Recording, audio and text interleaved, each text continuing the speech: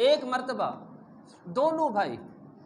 امام غزالی جن کا نام محمد تھا اور آپ کے بھائی جن کا نام حامد تھا اپنی ماں کے پاس بیٹھے ہوئے تھے، تو امام غزالی رحمۃ اللہ علیہ فرمانے لگے اپنی ماں سے کہ اے امی جان، میں مدرسہ نظامیہ کا ایک بہت بڑا مدرس ہوں، میرے پیچھے ہر کوئی نماز پڑھتا ہے، لیکن لوگ کہتے ہیں کہ اے غزالی تیرے پیچھے تیرا بھائی نماز نہیں پڑھتا، کہ سارا ٹاؤن شپ نماز پڑھتا ہے امام صاحب کے پیچھے اور امام صاحب کا بھائی امام صاحب کے پیچھے نماز نہیں پڑھتا، تو اختلاف تو بہت بڑا ہے۔ تو جب امام غزالی رحمۃ اللہ علیہ نے اپنی ماں سے کہا امی جان یہ میرا بھائی ہے جس کو احمد کہتے ہیں، حامد کہتے ہیں، تو یہ پیچھے نماز نہیں پڑھتا اور سارے علاقے والے مجھے کہتے ہیں کہ تو بڑا خطیب بنا پھرتا ہے، آپ کے تو گھر والے آپ کے پیچھے نماز نہیں پڑھتے۔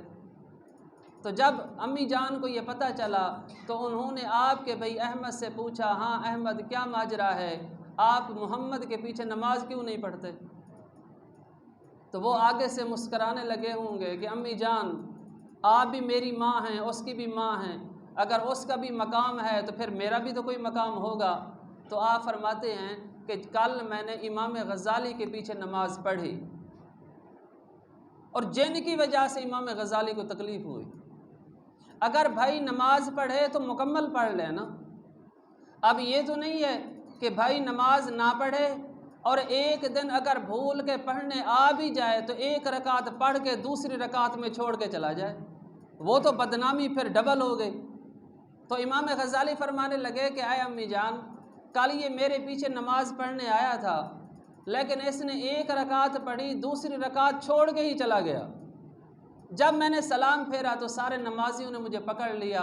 اے غزالی صاحب آپ کے تو بھائی آپ کے پیچھے نماز ہی نہیں پڑھتے، لیکن آج اگر خوش قسمتی سے آ بھی گئے تو انہوں نے پہلی رکعت پڑھ کے دوسری میں گھر چلے گئے۔ تو امی نے بلا لیا احمد کو کہ یہ کیا حرکت کی ہے آپ نے؟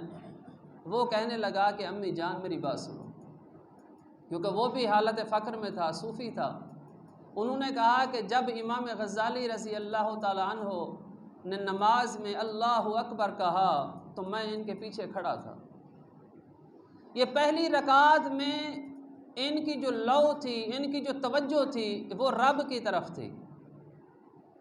یہ رب کی بارگاہ میں ہی تھا، دنیا سے کٹ چکا تھا۔ پہلی رکعت میں میں نے اپنے آپ کو یہ نہیں کہا کہ چھوڑ کے گھر چلے جاؤ، کیوں؟ کیونکہ میں بھی رب کی بارگاہ میں تھا اور میرا بھائی غزالی بھی رب کی بارگاہ میں تھا، تو ہم دونوں رب کی بارگاہ میں تھے، مجھے اختلاف نہیں تھا۔ جب پہلی رکعت کے سجدے میں گیا اور جب سجدے سے اوپر اٹھا کھڑا ہوا، اس وقت اس کا جو دماغ اور دل ہے نا وہ رب کی بارگاہ سے دور چلا گیا۔ اور جب میں نے دیکھا کہ اب میرا بھائی رب کی بارگاہ میں موجود نہیں ہے، یہ کچھ اور سوچ رہا ہے، تو اس وقت میں نے چاہا کہ اس نماز کا کوئی فائدہ ہی نہیں ہے کہ جب امام نماز پڑھا رہا ہو اور رب کی بارگاہ میں وہ موجود ہی نہ ہو۔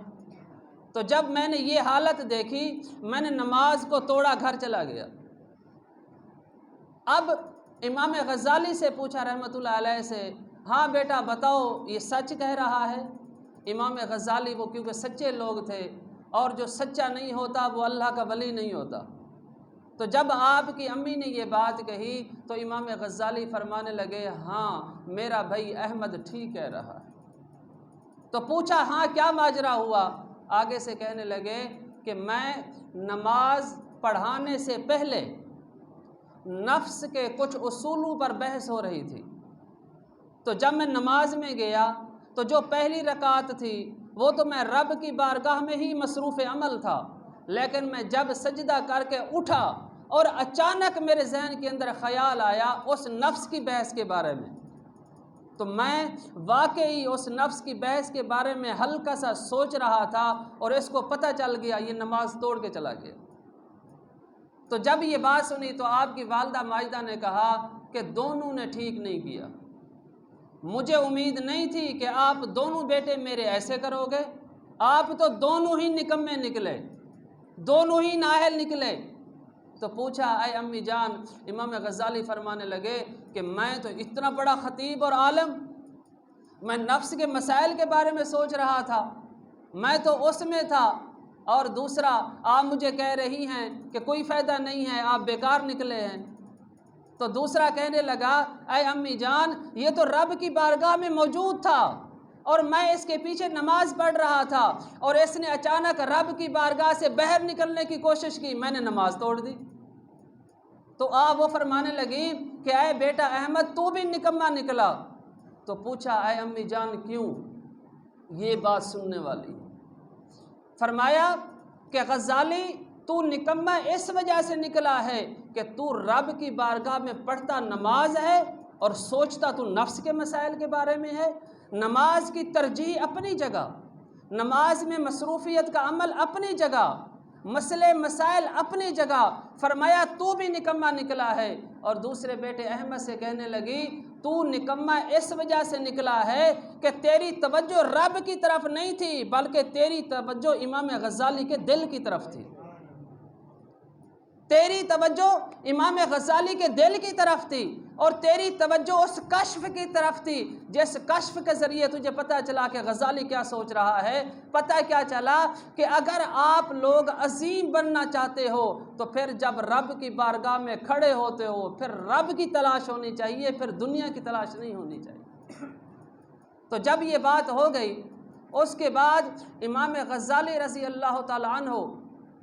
آپ کی جو کتاب احیاء العلوم ہے، اس کے اندر آپ ملک الموت عزرائیل کی باتیں لکھتے ہیں۔ ہمیشہ